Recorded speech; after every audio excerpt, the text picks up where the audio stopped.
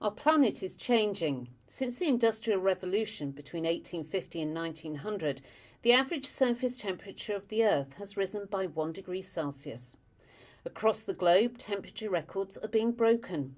The last 2 years have been the hottest on record since 1850, and scientists say the records will keep coming and a further rise seems inevitable.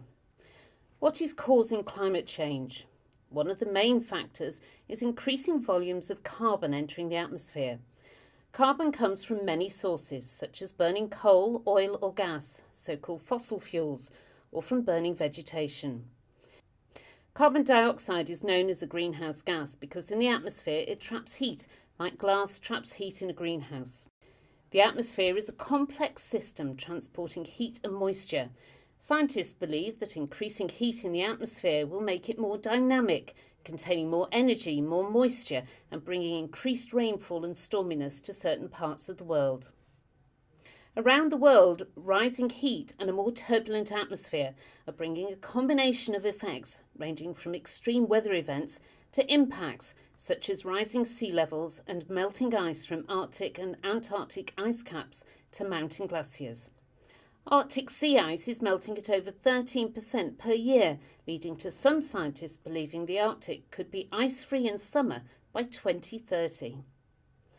All life on Earth depends on the atmosphere, so when the climate changes, we can expect changes to affect us and other species.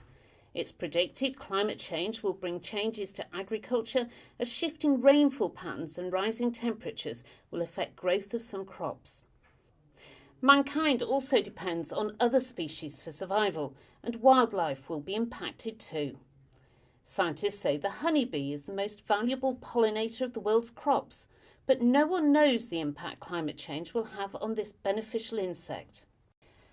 The world has always seen extreme weather, but recent changes mean extreme weather events are occurring more regularly. Since the Industrial Revolution, one of the major changes affecting the atmosphere has been mankind's addiction to burning fossil fuels for industry, transport and to warm our homes. Greenhouse gas emissions from transport account for around 1/6 of all the greenhouse gas emissions. Aviation is the fastest growing transport sector as international travel becomes more common. In fact, one report has cited that aviation demand is expected to double within the next 20 years, bringing a correspondingly sharp rise in emissions. However, there are some positive developments. Boeing has introduced the 787 Dreamliner, producing 20% fewer emissions when compared to similar aircraft. As more people want to travel, this technology won't stop damaging greenhouse gas emissions, but it will help slow the rate. Road transport accounts for 2/3 of all transport emissions. Car ownership is growing and commuters are travelling more miles each year. And it's not just people who are travelling more, all our goods are travelling more too, as lorries transport items as diverse as computers and carrots around the motorway network between distribution centres and retail outlets. Rail networks can help reduce global warming, efficiently bringing commuters to the city. Encouraging the growth of public transport is a major way to curb the rise in emissions. Some areas, such as inner cities, have become so congested that public transport is the only answer. London's underground network now transports 3.75 million passengers around the capital every day. Moving people en masse is more efficient because it reduces congestion, air pollution and greenhouse gas emissions. In future, town and city planners believe more integrated transport networks will be key to reducing greenhouse gas emissions. As they grow, plants take up carbon dioxide and emit oxygen. But when plants die, the opposite happens as they release carbon dioxide back to the atmosphere. Across the world, huge areas of vegetation are destroyed every year, principally by burning. Greenhouse gas emissions from this source are growing as the remaining areas of natural vegetation are increasingly cleared for agriculture. A single tree can accumulate carbon for hundreds of years, only to release it again in a single event. Conventional power stations produce power by releasing energy trapped in coal, oil or gas. These forms of energy have driven industrial development and provided domestic power for generations, but increasingly developers are looking to greener forms of power, producing fewer or no greenhouse gas emissions. Biofuels have attracted attention as these crops have a neutral impact on the planet's atmosphere.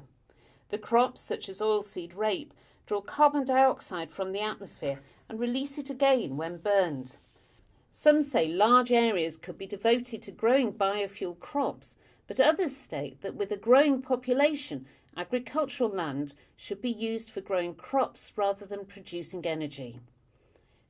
Greener or renewable sources of energy include wind power, where the power of the wind can be used to drive turbines providing energy. Experts claim wind power can provide increasing amounts of energy. In 2016 in the UK, green energy from wind power outstripped the energy produced from coal for the first time in history. Other renewable energy sources include solar, directly harnessing the sun's energy. Recently, large solar farms have been constructed across the UK, helping to further reduce greenhouse gas emissions. The future of our planet is uncertain. Governments have agreed to try to keep the planet's rise in temperature to below 2 degrees Celsius. Reaching that target will take inspiration and commitment. Scientists say there is still time to save the planet from the worst excesses of global warming, but time is running out.